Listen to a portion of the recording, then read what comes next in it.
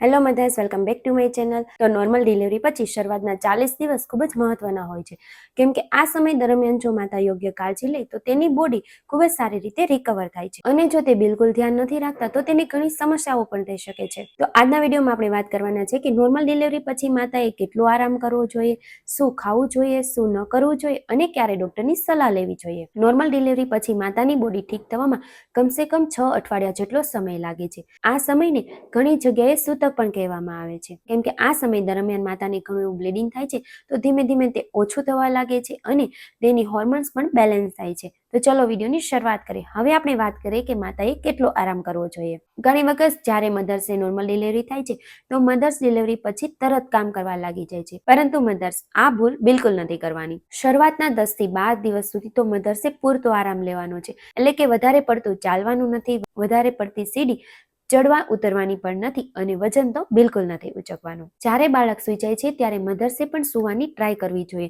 કેમ કે જો તે વધારે પડતી ઊંઘ લેશે અને ખૂબ સારી રીતે આરામ કરશે તો પણ તેની બોડી રિકવર થવા માટે બેસ્ટ મેડિસિન છે. તો હવે આપણે વાત કરીએ કે નોર્મલ ડિલિવરી પછી મધર્સે શું ખાવું જોઈએ. પહેલા તો ડિલિવરી પછી મધર્સે હળવો ગરમ ખોરાક ખાવો જોઈએ, જે પૌષ્ટિક હોય અને પચવામાં પણ ખૂબ હળવો હોય, એટલે કે મગ દાળ, તુવેર દાળ, ઘી, રોટલી, લાપસી, લીલા શાકભાજી, જીરા પાણી, અજમા પાણી, દૂધ, સૂકા મેવા તેમજ આર્યનથી ભરપૂર એવો ખોરાક ખજૂર, ચણા અને ગોળ જરૂરથી ખાવો જોઈએ. તેમજ તેની સાથે સાથે મધર્સે ઠંડા પીણા, જંક ફૂડ અને મસાલાવાળી વસ્તુઓ બિલકુલ ના ખાવી જોઈએ. અને જો બાળક બ્રેસ્ટ મિલ્ક કરે છે તો મધર્સ માટે સૌથી વધારે હોય તો તે છે પૂરતું પાણી પીવું, એટલે કે મધર્સે દિવસમાં 3 થી 4 લીટર જેટલું પૂરતું પાણી જરૂરથી પીવું જોઈએ. તો હવે આપણે વાત કરીએ કે માતાએ ખૂબ સારી રીતે સ્વચ્છતા અને પોતાના ટાંકાની સંભાળ લેવી જોઈએ.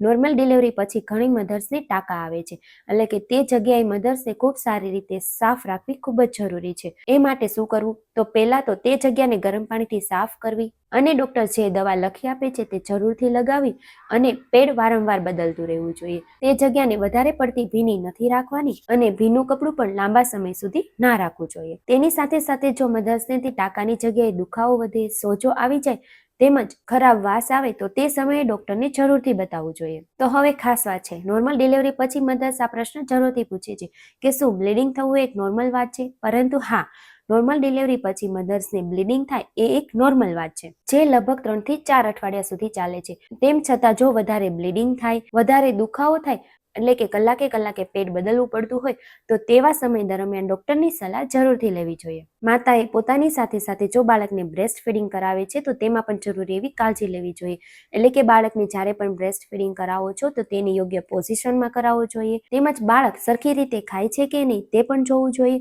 અને જો નિપલની જગ્યાએ વધારે દુખાવો થાય તો ક્રીમ ડોક્ટર આપે છે તે જરૂરથી લગાવવી જોઈએ, કેમ કે શરૂઆતમાં બાળક માટે જે પીળું દૂધ આવે છે તે બાળક માટે એક અમૃત સમાન છે. બાળક જ્યારે જન્મે છે ત્યારથી 6 મહિના સુધી બાળકને બ્રેસ્ટ ફીડિંગ જરૂરથી કરાવવું જોઈએ અને બાળકને બ્રેસ્ટ ફીડિંગ 2 થી 3 કલાકે એકવાર જરૂરથી કરાવવું જોઈએ. તેમજ જો મધર વધારે ટેન્શન લેશે તો તેનું દૂધ પણ ઓછું થશે, એટલા માટે મધર્સે પૂરતો આરામ લેવાનો છે અને સારી રીતે ઊંઘ પણ કરવાની છે, જેથી તેનું બ્રેસ્ટ મિલ્ક પણ ખૂબ સારું એવું આવે છે અને બાળક ભૂખ્યું પણ નથી રહેતું. હવે ખાસ વાત છે, મધર્સ નોર્મલી પૂછે છે કે નોર્મલ ડિલિવરી પછી કસરત ક્યારે શરૂ કરવી.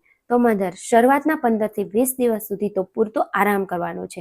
પછી ડોક્ટરની સલાહ મુજબ હળવી કસરત કરી શકો છો, એટલે કે ધીમું ધીમું વોક કરી શકો છો, થોડી વાર બેસીને પણ તમે કોઈ હળવી કસરત કરી શકો છો, પરંતુ આ સમય દરમિયાન વજન બિલકુલ નથી ઉચકવાનું. તેમજ નોર્મલ ડિલિવરી પછી મધર્સનું મૂડ સ્વિંગ વધુ થાય છે. મધર્સને ઘણીવાર રડવું પણ આવે છે, કેમ કે તેમના હોર્મોન્સ બદલાય છે.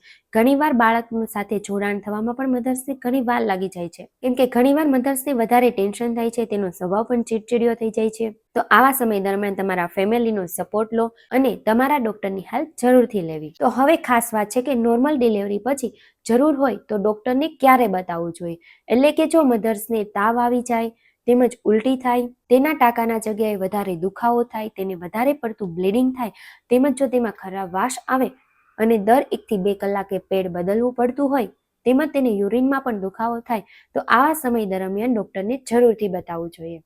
તેમજ સાથે સાથે દરેક મધર્સની ડિલિવરી અલગ અલગ હોય છે, એટલા માટે મધર્સે પોતાની અને તેના બાળકની સાર સંભાળ જરૂરથી અને યોગ્ય કાળજી રીતે રાખવી ખૂબ જ જરૂરી છે. એ માટે તમે પૂરતું આરામ કરો, સારી રીતે ઊંઘ લો અને જરૂર પડે ત્યાં તમારા ડોક્ટરની સલાહ જરૂરથી લેવી જોઈએ. તેમજ મધર્સ. આ માહિતી મેં મારા પર્સનલ એક્સપિરિયન્સ અને સ્ટડી પરથી શેર કરી છે. દરેક બાળક અને મમ્મી અલગ અલગ હોય છે, એટલા માટે કોઈ પણ નવી વસ્તુ ફોલો કરતા પહેલા ડોક્ટરની સલાહ જરૂરથી લેવી. તેમજ આવા જ નવા વિડીયો જોવા માટે મારી ચેનલને લાઇક, શેર અને સબસ્ક્રાઇબ જરૂરથી કરજો. તેમજ જો મારી માહિતી ઉપયોગી લાગી હોય તો બીજા મધર્સને જરૂરથી શેર કરજો. Thank you.